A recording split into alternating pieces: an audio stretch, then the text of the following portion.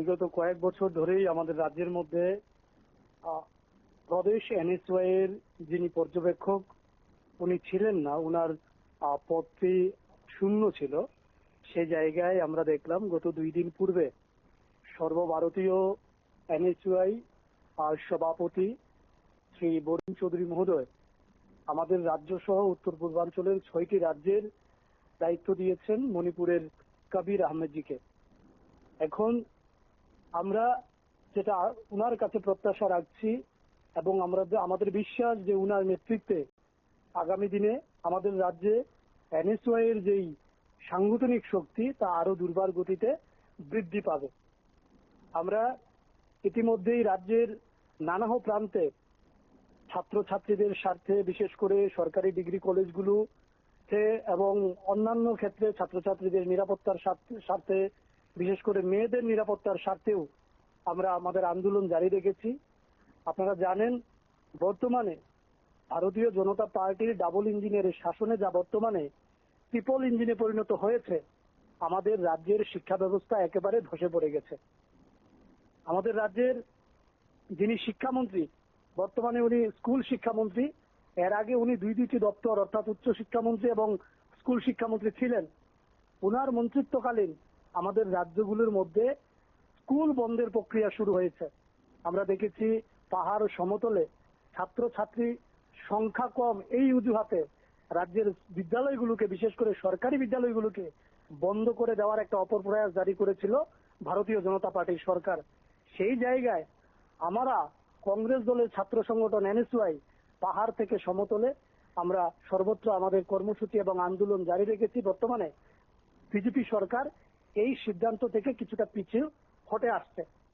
তাছাড়াও আপনি যদি লক্ষ্য করেন যে একটা গণতান্ত্রিক রাষ্ট্রের মধ্যে সেই রাষ্ট্রের যে যুক্তরাজ্যীয় শাসন ব্যবস্থা থাকে, রাজ্য সরকার এবং কেন্দ্র সরকারের যেখানে প্রয়াস থাকার কথা, সেই দেশের শিক্ষা ব্যবস্থাকে কিভাবে আরো বেশি সেখানে সম্প্রসারণ করা যায়, সরকারি শিক্ষা ব্যবস্থার আরো বেশি সম্প্রসারণ করা যায়, যাতে আমাদের রাজ্য এবং রাষ্ট্রের সেখানে এসসি, এসটি, দলিত, পিছিয়ে পড়া এবং দরিদ্র শ্রেণীর ছাত্রছাত্রীরা যেন পড়াশোনা করতে পারে। শিক্ষাক্ষেত্রে এই যে একটা উদার মানসিকতা বা মনোভাব, সেটা বিজেপি সরকারের মধ্যে দেখা যায় না।